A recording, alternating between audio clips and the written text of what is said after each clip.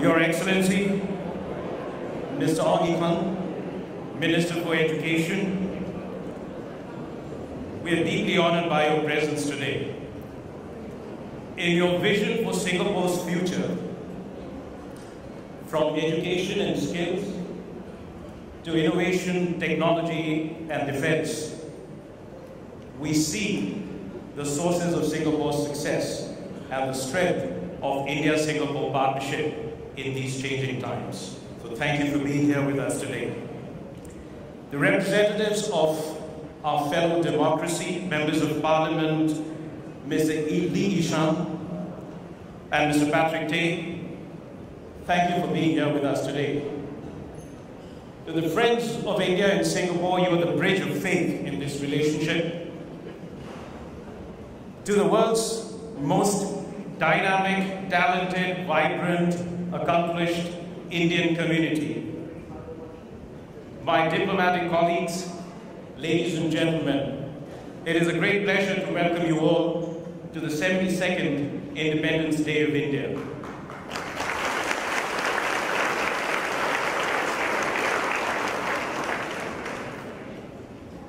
This reception is unusual for two reasons.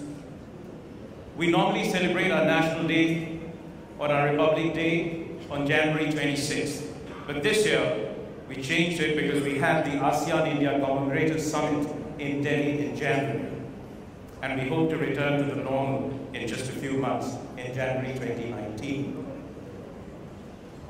The venue too is different, but it is one that strikes a special chord in the hearts of people in India and Singapore, because it is here 70 years ago that a portion of the ashes of Mahatma Gandhi was immersed in the waters of the Clifford Pier, in a moving ceremony that was watched by thousands even then. And this June, just as we are about to begin celebrations of 150th birth anniversary of Mahatma Gandhi, Prime Minister Shri Narendra Modi and Emeritus Senior Minister Goh Chok Tong unveiled a plaque commemorating what is a solemn thread in the connected histories and lives that stretch back centuries. And it is no coincidence, and it's a happy coincidence in a sense, that exactly 23 years before Singapore gained independence, on August 9, 1942, the people of India launched the Quit India movement in a final search to freedom. Indeed, every day reminds us that Singapore is a window to the timeless links between India and this region. The progress of the past decades and the potential and the promise of the future. So now, on this foundation of this extraordinary heritage, from the inspiration of our shared values and from a common commitment to our future, we are building a relationship of our times. Our political relationships are strong, filled with trust and goodwill, free from any contested claims. Our excellent defense relationship is a reflection of deep mutual trust and a shared vision for the region.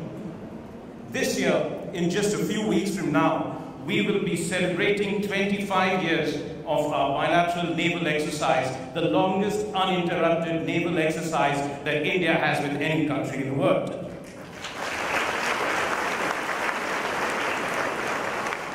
And this year, the number of ship visits from India will exceed the 8 that we had last year. And later in the year, our air forces and our armies will once again exercise together. The economic partnership is of great value to both countries. For India, Singapore is an important partner in every area of our development priority, a leading source of investment, the key financial market for our companies, and a gateway to ASEAN and the broader East. For India too, Singapore is the leading destination for our investments, accounting for about 20% of outbound investments from India. There are approximately 8,000 companies registered here, and India today is the third largest and the fastest growing source of tourism into Singapore. 500 flights per week connect lives and businesses and are reinforcing the proximity between our two countries. But this year, we began an exciting enterprise of innovation and technology. India's digital revolution that has touched the lives of more than 1 billion in a matter of just a few years, and Singapore's leap into the future of finance has created a wonderful partnership in the area of fintech. But together, India and Singapore seek more from technology and innovation, solutions that inspire hope and provide solutions for the weak and vulnerable. And the Indian professionals and startups here provide the spark that is igniting the ecosystem and creating the cyber bridge between our two countries. And at the same time, in Singapore's magnificent diversity and celebration of its pluralism, our ties of culture, faith, festivals, thrive with an intensity and quality and scale that will rival any major city in India. But our relationship serves a larger purpose. Together, we speak in one voice for a rules-based order, for free and open pathways of commerce, and sovereign equality of all nations, irrespective of size. And this year, ladies and gentlemen, for India and Singapore, it has been a year of clarity of purpose, intensity of activities, and great progress, higher ambitions, and newer heights. We began the year with the ASEAN-India Collaborative Summit in Delhi, where we had the honor of hosting all 10 ASEAN leaders at our Republic Day, the first time India has ever hosted more than one leader at the Republic Day.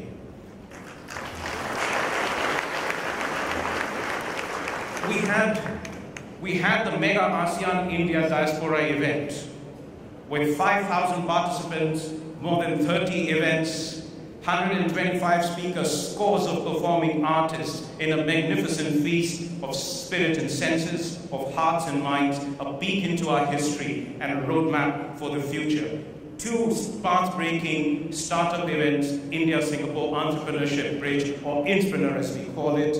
International Day of Yoga, observed in 100 centers in Singapore, which is a record for any city in the world, and reflects Singapore's openness to ideas. And in between, we had almost a weekly dose of ministerial visits, summits, dialogues, conferences, cultural events, defense exchanges. But the highlight of the year was, of course, the visit of Prime Minister Shri Narendra Modi from May 31 to June 2. In the 35 outcomes that we have, which covered every area of our bilateral endeavors, and in the extraordinary depth and diversity of the events, from the Istana Summit to a startup event, to a 5,000-strong business and community event, the CEO Forum, visit to 3 places of worship, to Indian Heritage Center, to the Little India, to Nanyang Technological University, to the Indian and Singapore naval ships, to the Orchid Garden. It reflected the soul and substance of our partnership and the course to our future. It'll be a future that will draw its strength from the progress and the principles of our two countries. Ladies and gentlemen, at 70, India has regained the spirit and the vigor of youth. We are the world's largest, fastest growing major economy, moving ahead on a fiscally sustainable path and an environmentally sustainable future.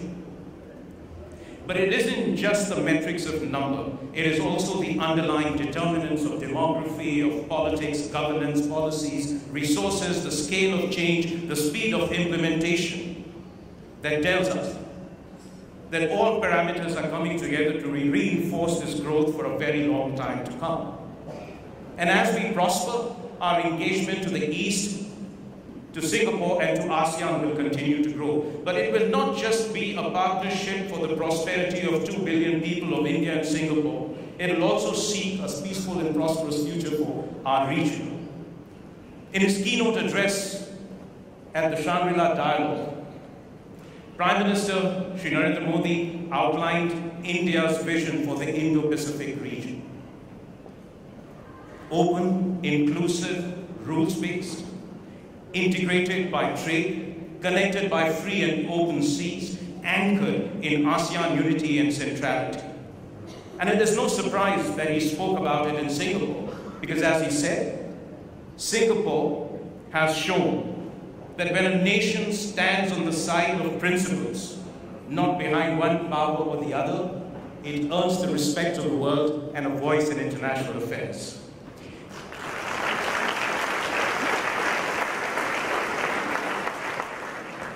And when a nation embraces diversity at home, it seeks an inclusive world outside. So, from the familiarity of our history, from the comfort of our culture, from the innovative spirit of our youth, from the enterprise of our economy, from the strength of our shared values, from the pull of our economies, and from the commitment of our two countries, India and Singapore, the two lions will step into the future together. Thank you. Thank you very much.